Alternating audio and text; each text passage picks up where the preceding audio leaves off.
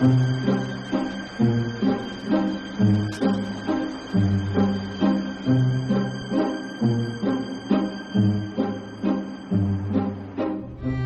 such an idiot. I always do this. Why did I take the 580? I'm gonna be late. Again. I'm so tired of being late. Maybe I should get off. Of course, no one's gonna let me get over, are you? No, of course not. Always acquiescing to everyone. I should just cut in. Just do that all the time. I do it about everything. And then I end up late. Ugh, you look like The Walking Dead. You look so pale. This can't be how I'm supposed to look. Why am I always so tired? Always so tired. I should go somewhere. I should take a vacation. Oh my God, it's him. Please don't see me. I look awful. Please don't look over here. What am I doing? It doesn't matter if he sees me. I am not in his league. That's for sure. Why don't I have to carry all my weight in my stomach? I look like Buddha, and I listen enlightened. I need to stop drinking red wine and eating cheese. It's cancer. I just know it. It's in my family, my dad, uncle. I eat like a pig. I want the kids to know how scared I am. It's like I'm all by myself. I don't know where to go. I won't eat much today. Just water. I have David Brook donuts again. Alright, I'm not eating a donut. I'm not eating a donut. I love donuts. I feel wonderful this morning. I love living in the city. And Scott, I'm so excited to spend this weekend with him. Look at you. Happy people are so annoying. Hello? Hey, Scott. I was just thinking about you. Hey, you dropped this.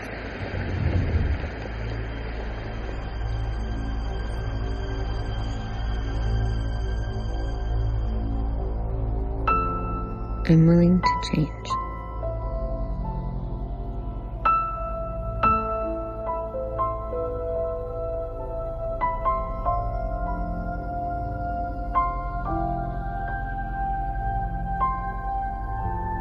I'm willing to release my old patterns and negative beliefs. The power that created me has given me the power to create my new life. I choose positive, fulfilling new thoughts.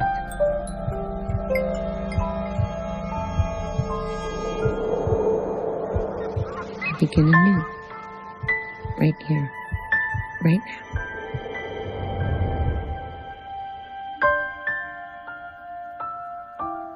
All of us are on a journey, whether we know it or not. We are all on a journey of learning to express our full potential in this world. Most of us have learned to view our thoughts as a reflection of the outside world, a reflection of what is happening to us. But what if that's not how the universe works? What if, with every thought you think, you are actually creating your present and your future? What if you are creating the story of your life with the very thought you are thinking now?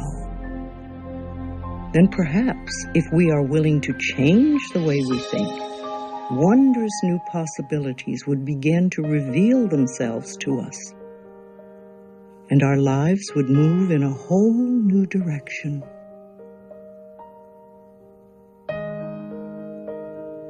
It all starts with taking the first step.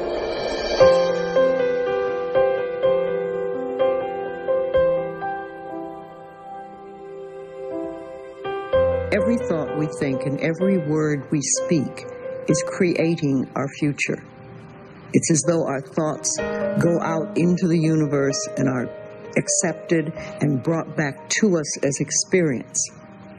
You become what you think about, whether you want it or not. The thought that you are thinking is vibrational in nature and therefore attractive in nature. So when you care enough to take the time to change it from what you are terming negative to positive, you have shifted your point of attraction. Nothing is more important than understanding that. That if you just did that one simple thing, spotting the limitations and the limitations in your thinking and trading those in for a positive new thought in that area, it'll eventually lead you to all the other stuff. It'll lead you through. And how would our lives be different if we could cut through all the static and simply choose in our lives what we would like each moment of each day, or our relationships, or our abundance, or our careers, or the peace in our families to look like? What would our lives look like if we could do that? We're so busy on the cell phone. We're text messaging somebody. We're on the computer. We're on the internet. We're watching soap operas. Once again, we're looking outside of us. People don't realize their greatest potential because they think it's from an outside source when it's so divinely ordained within them. Now, it's how do you turn that around? It starts with thinking differently. You can be fully supported by the universe by following your dreams and your passions and your inner guidance. Your willingness to contemplate yourself as a person who is capable of attracting into your life what you want, having the kind of relationships that you want, being able to have abundance where, scarcity always exists. All you have to do is begin the process by being willing to contemplate the presence of that in your life. I started to be introduced to looking at the world in a different way. For example, through Louise's book, You Can Hear Your Life, which was very influential to me early on, when I thought, wow, there's something about the way I think that may be influencing what's happening in my life. We now know that we can rewire our patterns in our brain with cognitive behavioral therapy or affirmations.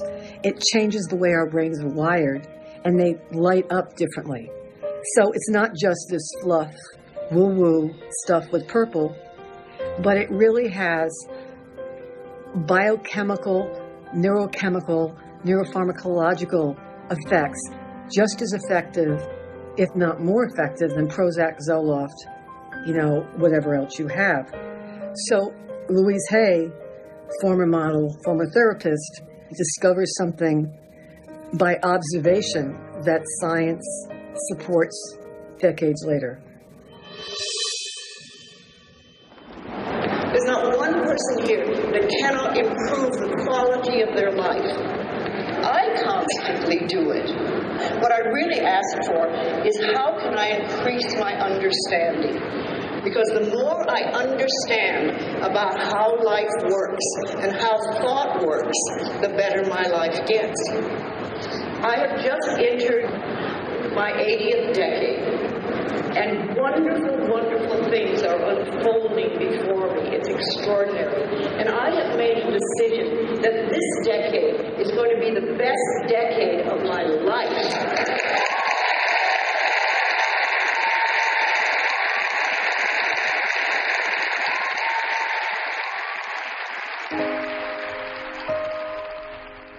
My life, as far as I know, was very good until I was 18 months old.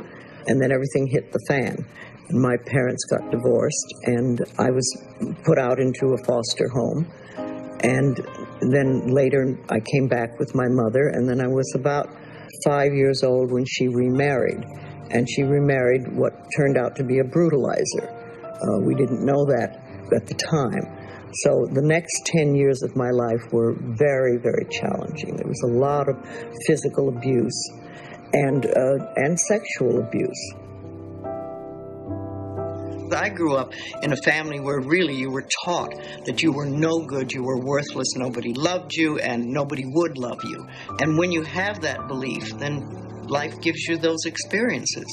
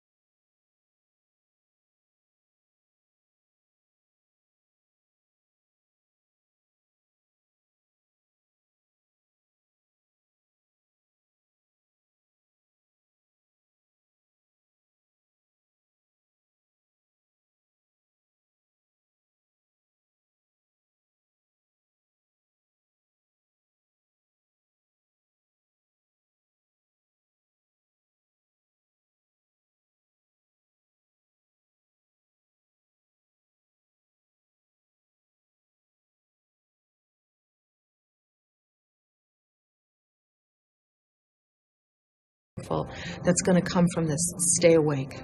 So I was going to throw away this intuition, throw away this affirmation stuff, because it was something that I needed to get to be kind of normal. I got to my sophomore year and I started really hitting the wall. I was doing an MD and a PhD. So I started blowing discs and stuff, and I couldn't end up going in the intellectual career that I wanted to, being a neurosurgeon, because you can't stand up. So I chose psychiatry because I could sit down, and I hated it. It was boring. But I learned, it's very interesting. All roads lead back to spirituality and intuition. I go back to my dorm, I call my parents, and I say, I hate it here. This isn't working for me. And my father says, quit. So quit. You can come home. And I changed my mind. And in that moment, I changed the migraine headaches. I maybe had 3 or 4 the rest of my whole life, because I changed this pattern, and my perception was, you must do this, and I've really been driven my whole life to get it right. And get it right, though, in the way that the culture, and in my case, the practice of medicine says is right. But here's the problem. Most of what I was taught in medicine about what causes disease is not the truth. I cured my migraine headaches, not with Imitrex, not with Advil. I cured them with a change of perception.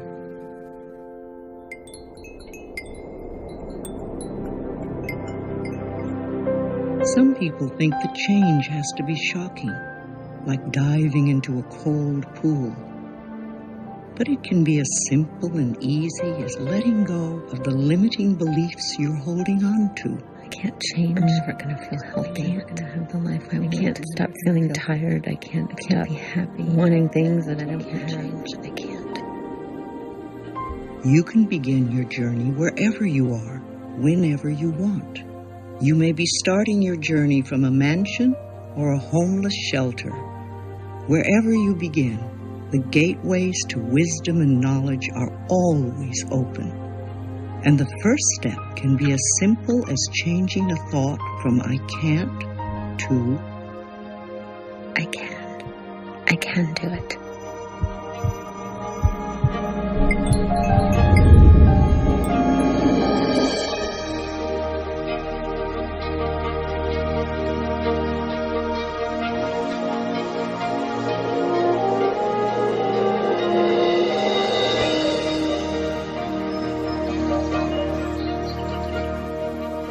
When you get it, that you have so much more control over your life than you thought you did, or control over your experience of your life, if not the events of your life, there is this sense that is so playful and so joyous, and it begins with changing the way you think.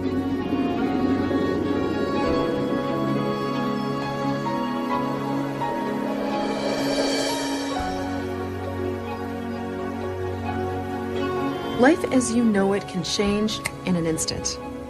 Everything you call God can disappear before your eyes. And it's not until you have a crisis like that that you come face to face with what it is that really matters in the world. So it's a wonderful thing when you bump up against something that feels uncomfortable, because it's this opportunity to now feel the discomfort of it and work it into a place of greater comfort. That's how you get rid of those obstacles. That's how you let yourself flow in the way that you want. Okay, I can do this. I can do it. I can change. I can make my life better. I'm scared, but I want to change. I do. I'm going to stick with this, and I'm going to try. No, I am going to think more positive thoughts. Like, I am happy. I am happy. This is not going to be easy. The universe is not responding to your words, but your words are reflective of how you feel. And how you feel is reflective of the vibration that you're offering. And the vibration that you're offering does equal your point of attraction. So paying attention to what you say is a very powerful tool for understanding what your point of attraction is. It was on a tour of Australia, and it was one of the first conversations we ever had. And so I was trying to rush her around, and no one should rush Louise around. She is right time, right space, all in its good time type of person. And I said, Louise, let's do this and let's kill two birds with one stone. And Louise looked at me horrified and said, why would you want to kill two birds? She always walks a talk, and everyone around her seems to pick up on that. From that moment on, I really was careful in what I said. You know, I stopped saying, I can't stand this, that person's a pain in the neck, or I'm hopeless. If you can really accept the fact that every time you think a thought and every time you speak a word, you are literally painting your future, or whatever you want to call it. You are creating. And you're creating your own life. One of the gifts of affirmations, the using of affirmations over the years, it's allowed me to experience living in a state of abundance, living in a state of belief that all that I need will come to me when I need it, living in a state of recognition that all that really does matter is love. And it's because of using affirmations over the years, I find that I'm now more concerned with life as an energetic force, living in an energetic state of those affirmations instead of the actual words. To begin with, you start by what we call doing affirmations, and that is making positive statements about your life, and you do them deliberately. You might do them in the morning, you might do them at noon, you might do them at night, and as you start to do them, things will begin to change, maybe on a very small level. I call it getting the green lights in the parking places. The affirmations get you into that space where you are ready to recognize the healer that you need, recognize the teacher that you need, recognize the philosophy that will work best for you. Doing an affirmation is either writing it down, writing it on the wall or the mirror, or just saying it. My body now restores itself to its natural state of good health. I'm strong, fit, and vibrant all the time, every day. I'm in the flow of my work and play. My partner for life has arrived today, and wealth is here to stay. My income is constantly increasing. I'm infinite, I'm immortal, I'm universal. I'm infinite, I'm immortal, I'm universal. I do the work I love. I work with and for people I really like, and I'm earning good money. Now, you don't have to have a specific job, but under that banner, a lot of good could come into your life. I am passionate about life. I love myself. I am well. And then I bet you I said it 300 or 400 times a day to get over the fear of having cancer. And I believe that not only saying it, but actually believing it. The affirmations is just the starting point. That's like going, okay, here's where the goal is.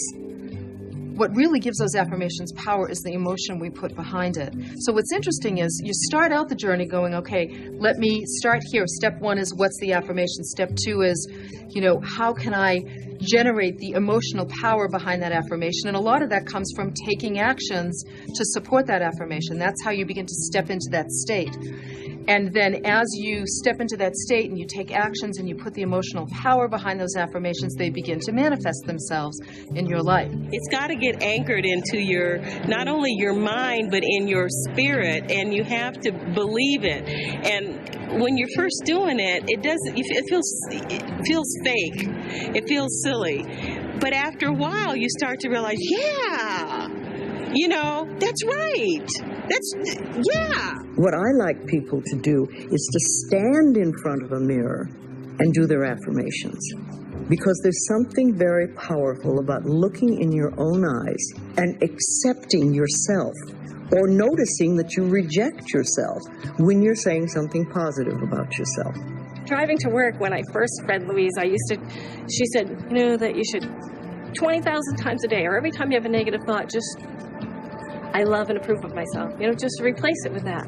For the longest time, I love and I couldn't think of the other word. It was like, why can't I remember such a simple word? It's like planting a seed in the ground. It's not necessarily true at the moment, but it is something you want to have be true. So you put the seed in, and you expect it to grow. You don't wait for 2 days and then dig in the earth and say, what's happening, what's happening? You expect that thing to grow because you know there's a law and a process. And the seed will grow if it is in the right soil and it has the right amount of moisture. And many people are finding out about how literal this language is in very interesting ways. I hear people say that they want a perfect relationship or they want abundance in their lives. And they say it with an air as if they have just put that manifestation out there and they're going to get it pretty quickly. And then I see them a year later and it still hasn't happened. And a couple years later, it still hasn't happened. The field is literal. The divine matrix is literal. So when you say, I want this to happen in my life, the field says, okay, and I'll let you want and want and want because there's no outcome. It's an open-ended proposition. It is like a computer. If you have this gorgeous computer put in front of you and you don't know what to do with it, it's a piece of junk. But if you learn the language of the computer, miracles happen.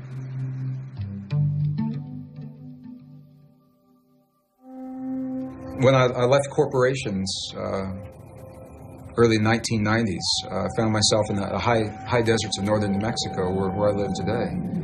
A beautiful part of the world. And during that time, it was one of the worst droughts in recorded history in the American desert Southwest.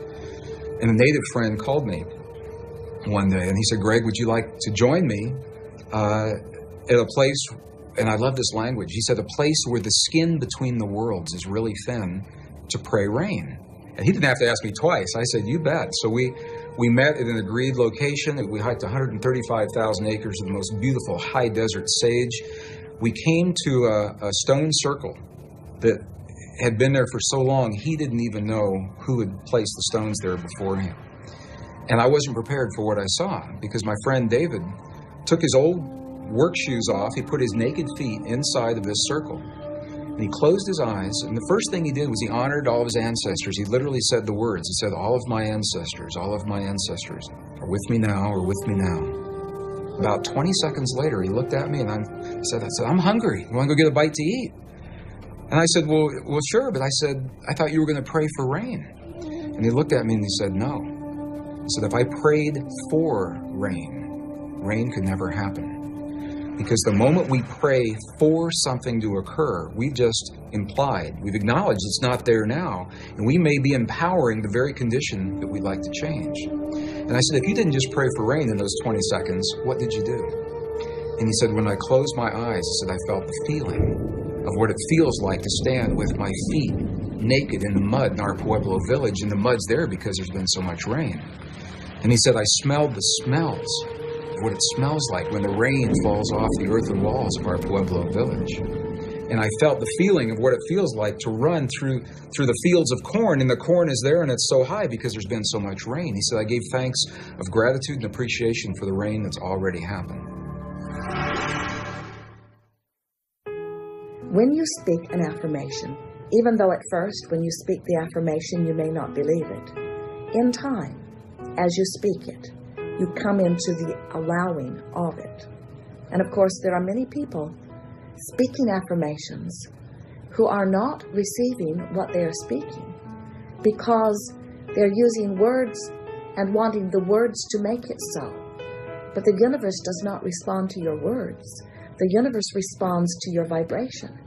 And your emotions indicate what your vibration is. Affirmations are magnified if we use them in our dream state, because at that moment the ego is asleep, the logical mind is resting, and therefore you have a perfect opportunity to program your future, you program your mind with these positive affirmations.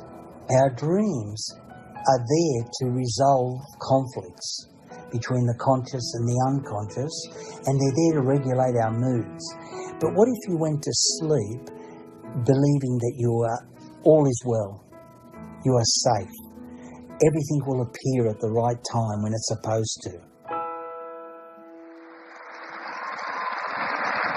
And I think that would be very good if you all decided that too, that the decade you are in at the moment is the best decade of your life so far. If I can do it, you can do it. I was a high school dropout, had never studied anything, suddenly became fascinated with this idea that if I could change my thinking, I could change my life. And I started to study. And I couldn't stop. I did lots of classes, lots of books, all sorts of things, so I could begin to understand how this works. And at the end of 3 years, I was eligible to become what they called in the church a licensed practitioner, which gave me the opportunity to work one-on-one with other people. And that's, I think, when the changes really started to happen, because I was began to teach other people how to do this and how to change their thinking so they could change their life. People were getting good results working with me, and then I started teaching classes, and those turned out very well. And the next thing I knew, I was doing weekend workshops for 350 people. So one of the things I began to really notice was what people said, how they said it, and what was wrong in their body. And I started to put things together, and I really trained my mind to listen to what people said. I put a list together for my own use with clients, and I'd alphabetized it, so if you came in with a problem, I could look it up quickly and see what I had written about it. And I showed it to a friend in class, and she said to me, "Oh, Louise, what a great idea. Why don't you make a little book out of it?" And I went, "Oh, really? A book?" So my first little book was done in 1976, that was Heal Your Body. And that was the mental patterns for the physical ailments in the bodies and how to make changes. I really believe that the big boys, as I call them, would not publish the book. And if they did, they probably would want to change it. Because my ideas at that time were very radical. Your thinking can change your life. And I wanted to say it the way I wanted to say it. I didn't want a word changed because I knew what I was doing. So I printed the book myself.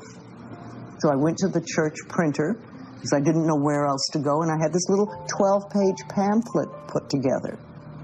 And I remember taking it to my teacher and showing it to him, and he said, "Oh, Louise, isn't that sweet? What a nice thing you've done. How many did you have printed, 200? And I said, "No, 5,000. He went, "You're crazy. You'll never sell that thing." But 2 years later, I'd sold all 5,000.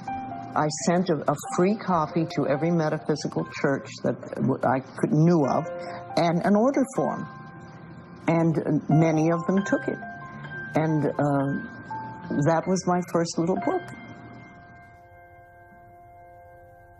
I read her little book and I said this would never work for me. But I came home determined to try it.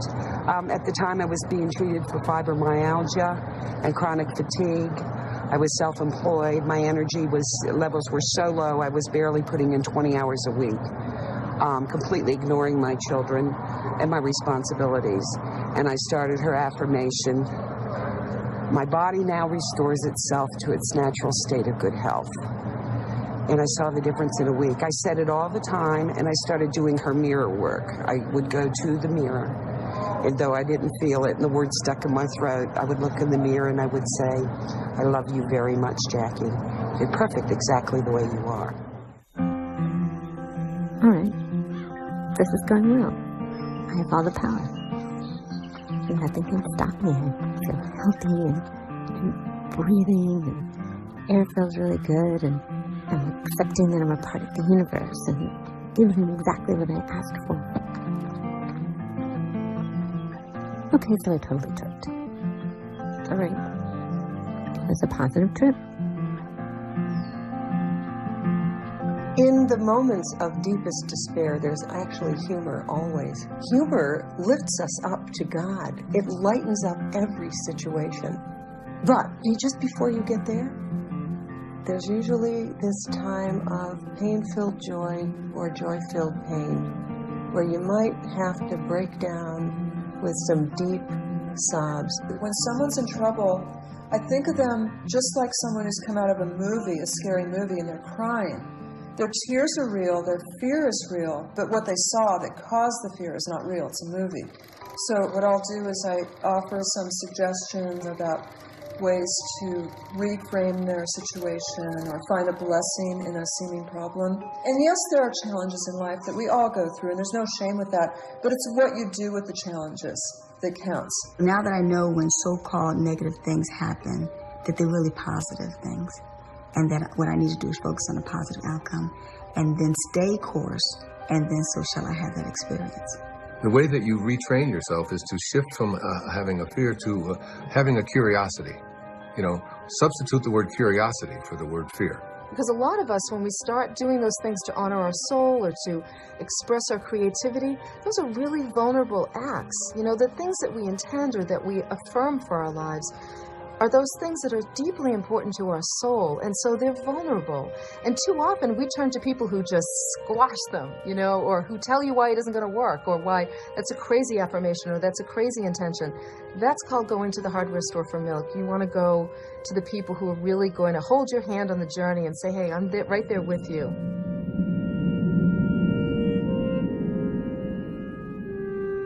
Awareness is the first step in healing or changing.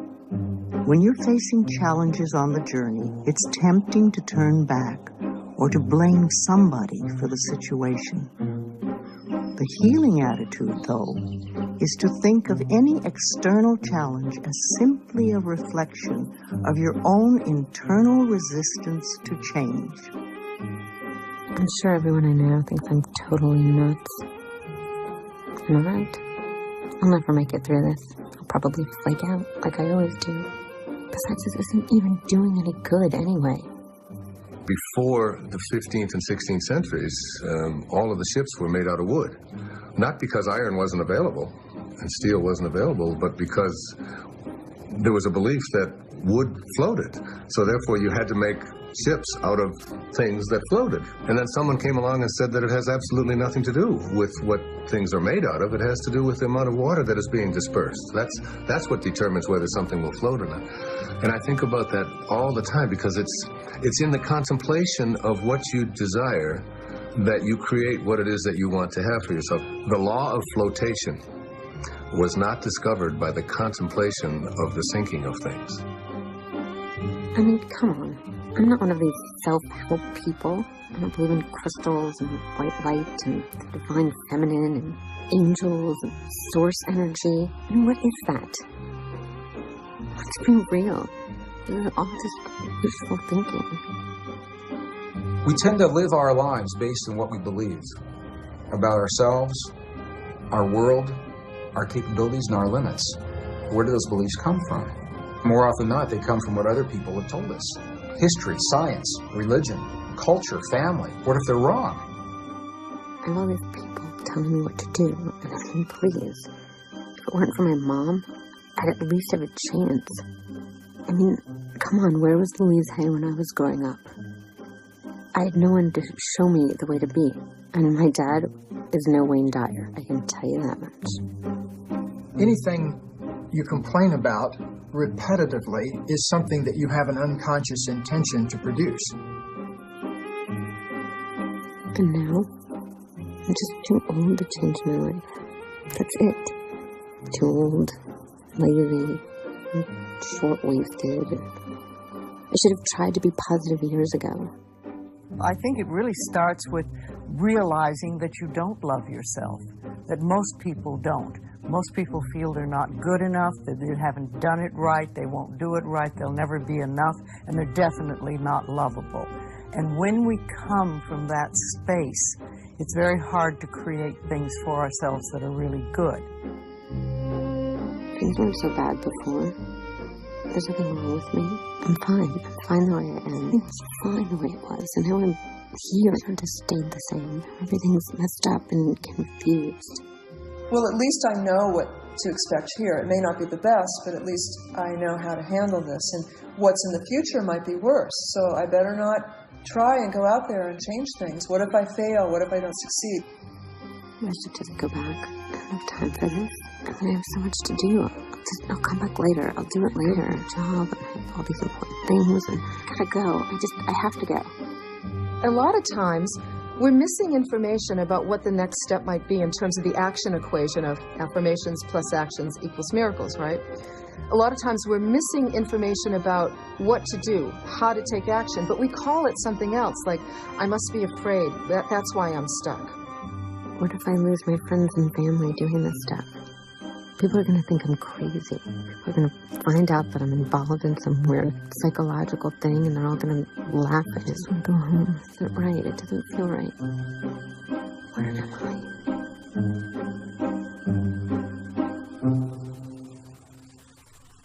We have been conditioned to feel the feelings of the things that we don't want in life and that we're afraid of.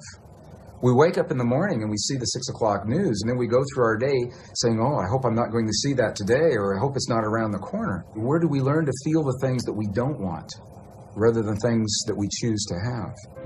If you can just remember that anytime something feels uncomfortable, just stop where you are and acknowledge that it's just a matter of reaching for better feeling thoughts. Reaching for a feeling of relief works the resistance out of everything. A client of mine in a neighboring state called me up, and he was really, really depressed and suicidal.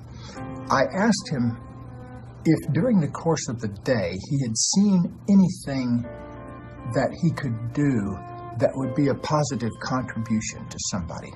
And he thought about it for a long time, and he said, well, there's an elderly lady that lives in the apartment below me. When I came home today, I saw that the area in front of her apartment was dirty and needed sweeping. And I said, okay, don't even ring her doorbell or anything like that. Just take your broom down there. I'll stay on the phone right now. Go down with your broom and clean that area. I'll wait. And so he was gone for, 10 or 15 minutes. Finally, he came back. And it was like a different person. He had made this thing happen. He had gotten out of himself enough to make a contribution, and that started this flow of positive energy. He was completely different when I heard his voice come back on the line. And so, that kind of thing lets me know that it's possible to live your life that way, that it's possible to live your life kind of on the contribution side and let it be okay to receive back also. What's wrong with me? What am I not doing right? I'm doing the inner work. Where's the reward? I keep thinking positive things. I keep being specific, and I'm not moving forward. Fine. Maybe I won't move forward at all. I'll just sit here and not move at all. How do you like that? Who am I talking to anyway?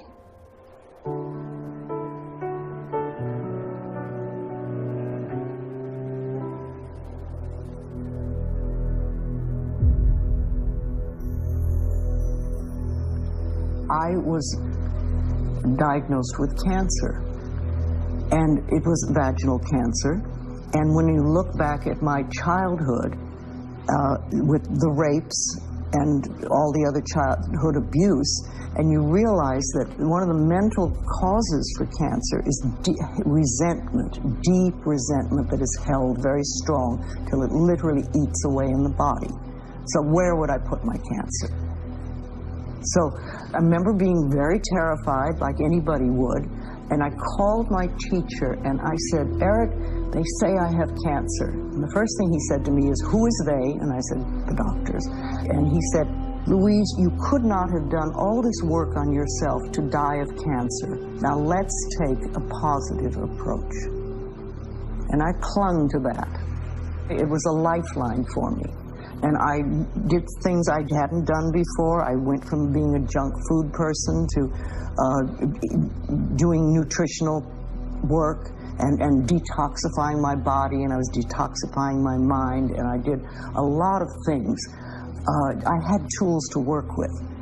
And I said to myself, you're being given an opportunity to practice what you're teaching. You're telling people that they can heal anything if they're willing to do the work, and now it's your turn. I remember working with a therapist and banging pillows and, you know, getting anger out and all that stuff. But I think that the work I did at the time that was the most important for me was to do forgiveness. And I began to investigate the childhoods of my parents. And when I discovered their stories, I could understand where they were coming from. There were, you know, there was just horrendous things on both sides, all sides. So how could they know how to treat a little child when they weren't treated that well themselves? So as I began to do the forgiveness work and the therapy and the nutrition and everything, within 6 months, I was able to get the medical establishment to agree with what I already knew inside, that I no longer had cancer. And when that happened, I knew that anything could be healed. I knew because I had done it myself. And all the other stuff helped, but I knew that all the affirmations and all the stuff I was doing. So that gave me an extraordinarily strong belief. And when you have a strong belief, you can do anything. I was diagnosed with a condition inside of my body where a doctor told me that something was growing, a cancerous tumor that shouldn't be there. And I trusted the medical system because that's our culture, that's the way we're raised. And there's a part of us that says, even if I go the holistic route, I'm going to let a medical person tell me what's going on just for that validation. So it was my opportunity to put into practice everything that I ever learned. And rather than concentrating on something that should not be in my body, I began feeling that my body was vital and healthy rather than focusing on making something change. However, through the influence of family and friends, I underwent a medical procedure anyway. I went into the operating room, I was anesthetized, and the next thing I remember, I woke up. And there was a doctor looking at me, and he said, "What are you doing here? There's nothing there." All I'd done were the practices and the principles that I'd traveled halfway around the world to learn, and I employed it in my own life, and it worked in that moment. I have the photograph showing there's nothing in my body. I was anesthetized, and they did an exploratory for no reason at all. Because of that, I can speak with conviction. I can look anyone, a scientist, a doubting audience member, and I can look them in the eye with conviction and say, this is what I know to be true in my life, that there's a power inside of your body. The ancients say it's the most powerful force in the universe. The philosopher Neville, early in the 20th century, said that there's a power inside of every human against which no earthly force is of the slightest consequence. I did a whole bunch of research on cancer. I wanted to know who had beaten cancer and what was the common denominator. So I did a lot of reading, and I discovered that the common denominator was everyone, no matter what treatment that they chose, they were well because they changed the way they thought.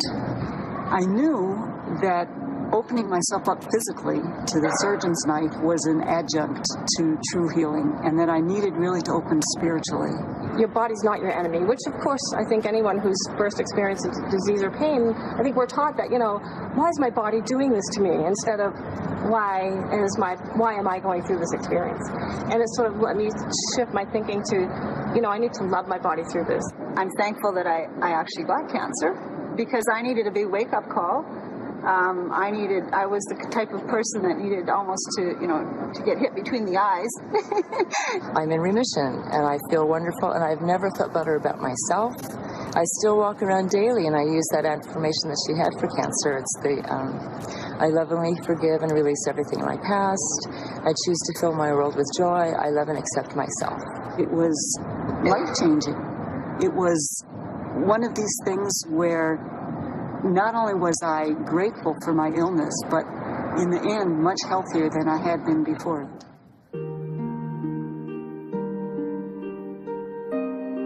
There's this interesting thing that happens when somebody gets it, really downloads a more positive way of thinking. They get hormonal balancing, for one thing. We know that when somebody is thinking with their heart, like they see a puppy or a sleeping baby, and they go, your DHEA levels rise, which begins to balance your hormones, but something else really more important happens, and that is the beat-to-beat variability of the heart normalizes.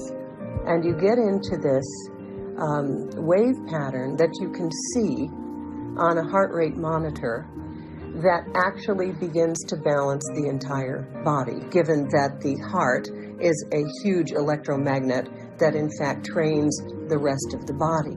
It's not a thinking process. Thoughts are important.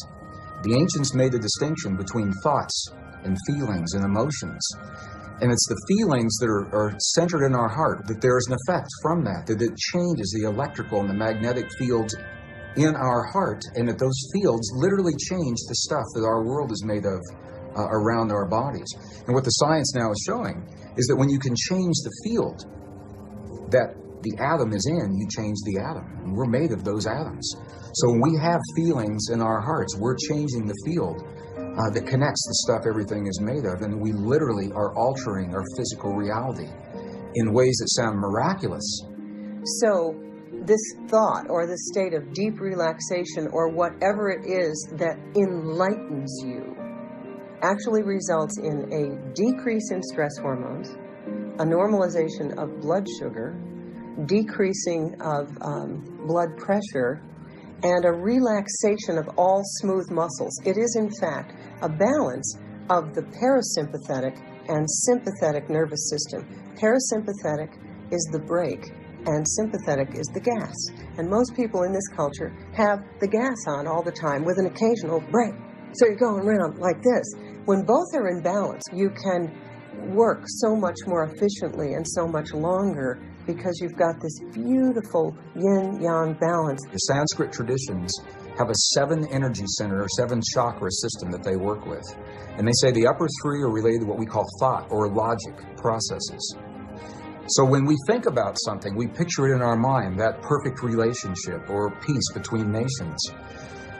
But we can only invite it into our lives when we breathe the power of emotion into that thought. The emotion comes from the lower 3 of those creative centers in our bodies. So when we breathe the power of emotion into our thought, we imbue that thought with life. And those 2 energies meet in the one center that is not accounted for yet in our model. It's in our heart. You look at these books by Beck, all these fathers of cognitive behavioral therapy, and you open them up.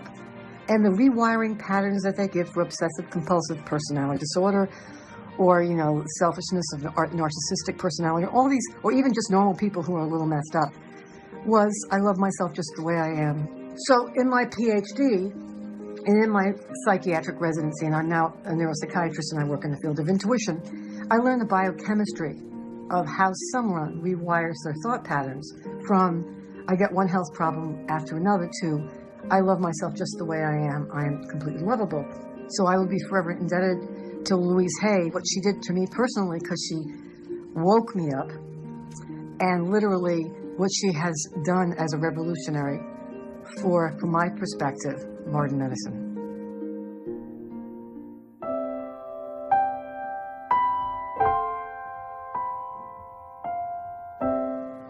I seem to have been a born teacher, and I gathered a lot of people to me. I was doing workshops.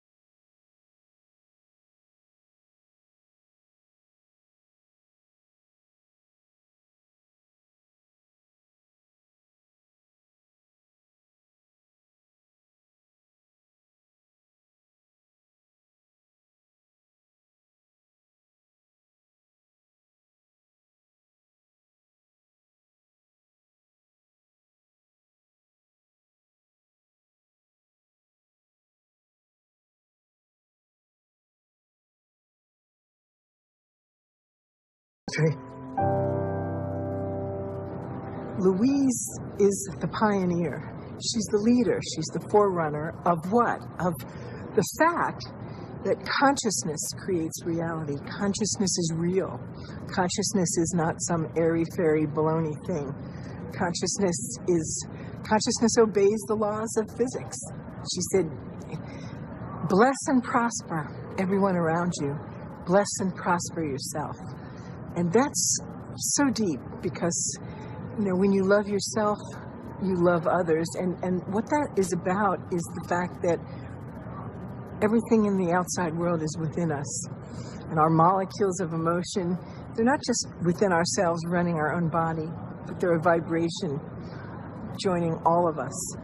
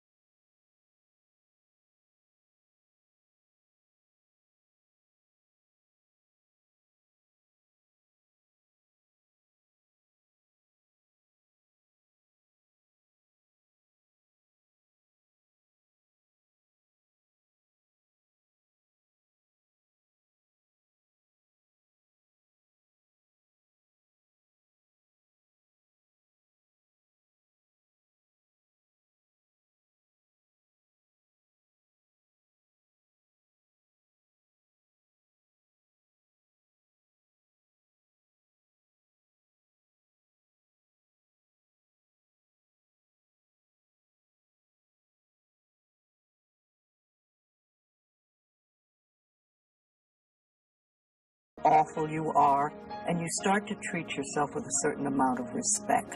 And this makes an enormous difference, because what you give out in life is what comes back to you. The fastest journey to loving oneself is to look for things to appreciate everywhere you look. Because if you can find something to appreciate in that flower, you're not in that moment a vibrational discord to loving yourself. If you can find appreciation in that child's face or in the beauty of a friend, as you find things to appreciate, the vibration of appreciation and the vibration of love are identical vibrations. I love and accept myself.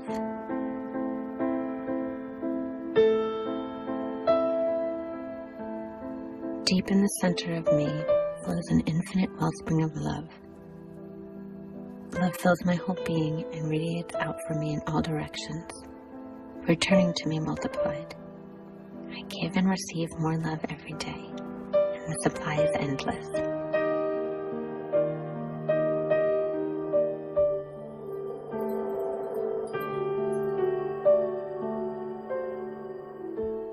I love myself. Therefore, I take loving care of my body. I love myself. Therefore, I provide for myself a comfortable home. I love myself. Therefore, I work at a job that I truly enjoy doing. I love myself. Therefore, I behave and think in a loving way to all people. I love myself. Therefore, I forgive and totally release the past. I love myself. Therefore, I live in the now, experiencing each moment as good and knowing that my future is bright and joyous and secure, for I am a beloved child of the universe, and the universe lovingly takes care of me, now and forevermore.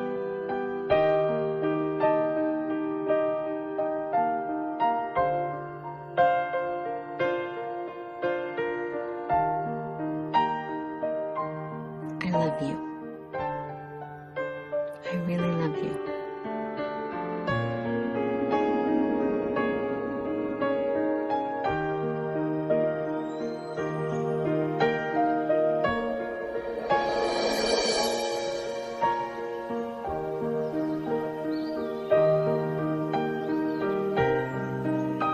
The path of change is a lifelong process. As you go farther along the path, you begin to see one miracle after another.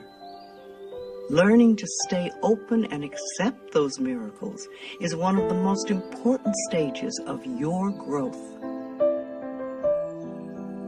No gardener is ever going to go out into a garden and say, give me some vegetables and then maybe I'll water you. You know, that's not the way manifestation occurs. What you do is you go out and you tend to the vegetables and you water them, and then, you know, the harvest comes. So if you're giving out a feeling of, I'm okay, I'm good enough as I am, and I am acceptable, and I love life, and I love me, and you start having gratitude for yourself and for life, then life treats you differently, because you are having a different vibration that you're giving out and getting back.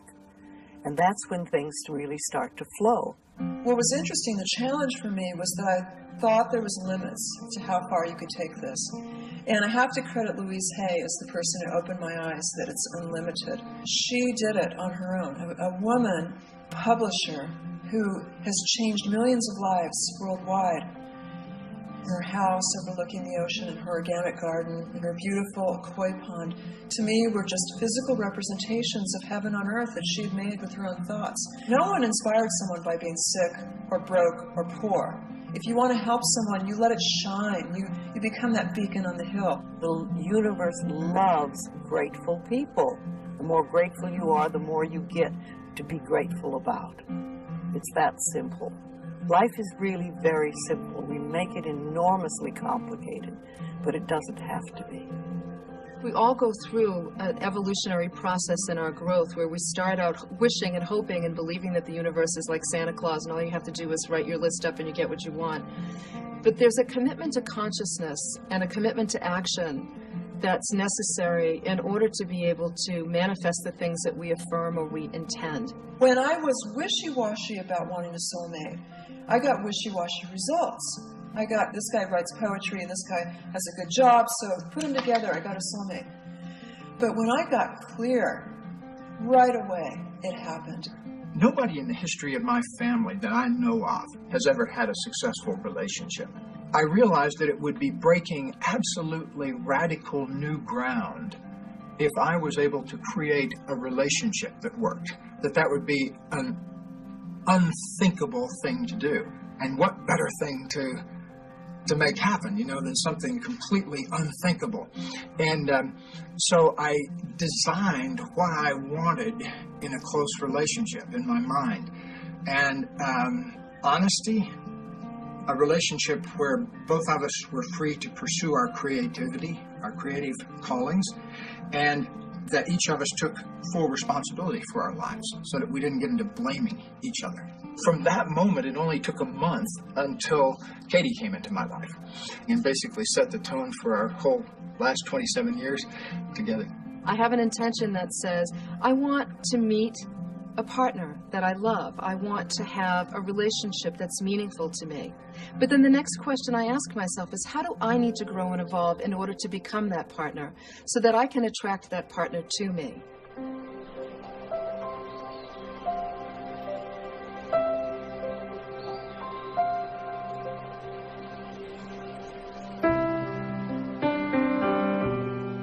All my relationships are harmonious. I'm deeply fulfilled by all that I do. Every experience is a success.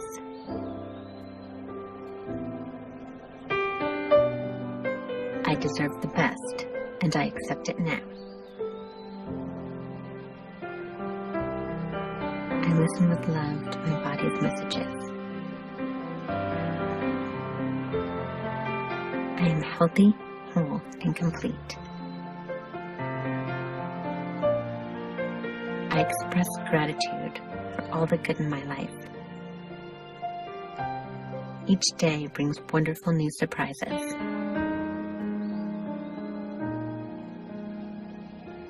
Everything that everyone wants, whether it is a material object, a state of being, a relationship, a pile of money, a circumstance, an event, every single thing, without exception, that you have ever wanted or ever will want is because you think you will feel better in the having of it. So, if you will let your primary intention be to feel good, you will work all of the wrinkles out of this evolving journey that you're upon. This is how it's worked for me. Every time I've visualized or affirmed, I get this inner roadmap given to me in the form of gut feelings that are repetitive, that urge me to take action, or visions. I was married to a man who decided to control me by telling me how awful I was, and I believed him for a long time, and my self-esteem just plummeted. I didn't think that I could do anything in the world except for be a wonderful mother to my two sons, which I think is an important purpose. But there was something more. I would pray all the time, tell me my life purpose. I kept getting these visions to go give speeches, and I didn't know how to do it.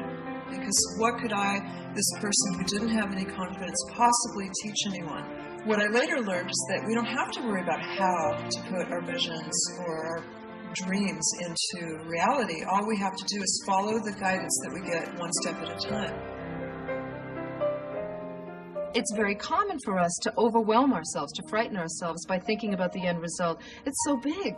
Here I am as somebody who wants to write a book. Oh my God, how am I going to write a bestseller? There are things you need to learn between A and Z that you can't complete Z until you learn them. Overcoming self-doubt, for example, is one of those things. And so that's why you take step B, because maybe you just have a little bit of self-doubt about going to the bookstore to buy that book on writing a book proposal. It's not enough just to ask. It's not enough just to have positive thoughts. You've got to follow the guidance you get as a result. Sometimes people tell me that they feel like their prayers are being ignored. Because the universe gives us little baby steps, one step at a time, it's often unrecognized when you're told to go read a book, take a class, call someone, write a letter. But if we do step A, then we're given the next set of instructions, step B. Then we're given the next set of instructions, step C, and it takes us step by step to where we're going. As your desire is moving and you are moving in the direction of it, you feel the ease of that.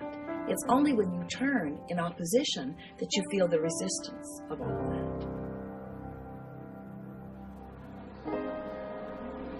I began in my bedroom, literally, in Santa Monica, with my 90-year-old, almost blind and almost deaf mother, who lived with me at that time. She would help me mail the books and things like that. It was a very, very small operation. We were just doing what we could. And we're now in 35 different languages in 30 countries. You know, it's very interesting to me that ever since I put my foot on the spiritual pathway, it is as though I've had nothing to do with my life. Life has taken over and said, you will do this, you will go here, this will happen, this will happen, this will happen. I just do what's in front of me. From the very beginning, we answered the telephone, we opened the mail, and did what was in front of us. And things kept growing and growing and growing. My vision was, how can I help the people? How can I help people?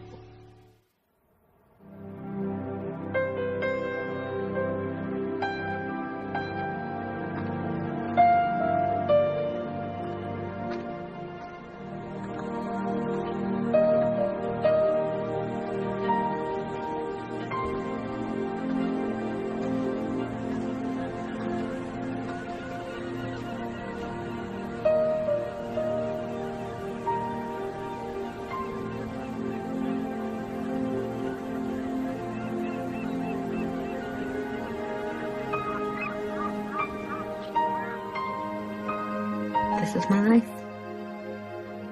This is really my life. To me, I think enlightenment is letting go of all the things we believe that are not benefiting us in life, or that are barriers to our life, to the good things in life, and to release them one by one and just think, I don't have to believe that anymore. Or do I want to believe that anymore? And making a conscious choice. It feels like what surrender feels like when you've been so attached to an outcome and you finally let go. And you feel this deep sense of relief in knowing that, you know what, the cards are going to fall the way they're going to fall, and I have the ability to handle whatever happens. It feels like awe. There's just this powerful knowing that you're not alone.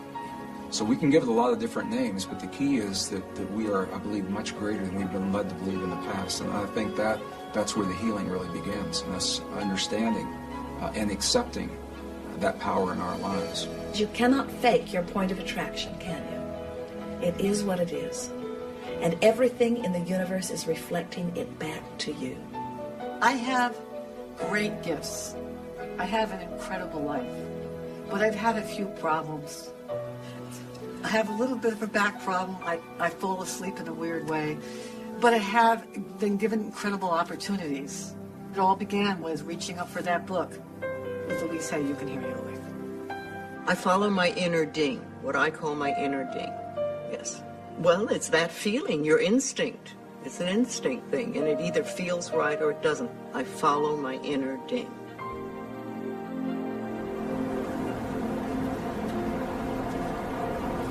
Excuse me. Do you know which path goes down to the beach?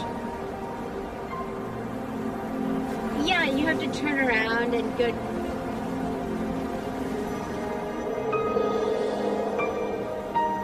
Do you know what? I'm actually going down there if you want me to show you.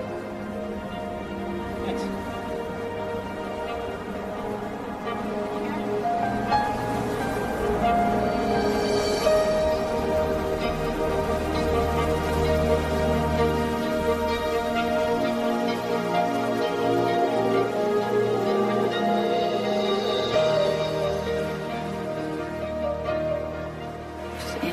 And I just feel like I'm never going to be good enough.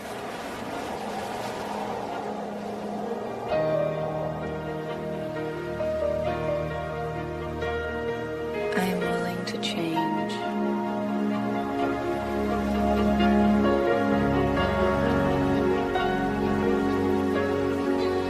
What you think and what you believe is what will come true for you. Your thoughts create your life. It's that simple. And when we can get that, we can make enormous changes.